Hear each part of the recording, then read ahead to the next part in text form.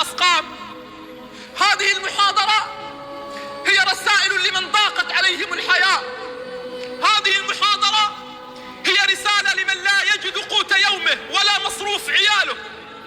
هذه المحاضرة لمن نظر إلى الحياة فلم يجد فيها لا رزقا ولا وظيفة ولا زواجا.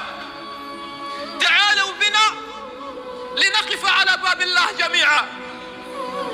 تعالوا بنا لنأخذ يدا بيد. تعالوا بنا لنأخذ ساعدا بساعد، ولنقف جميعا على باب الملك.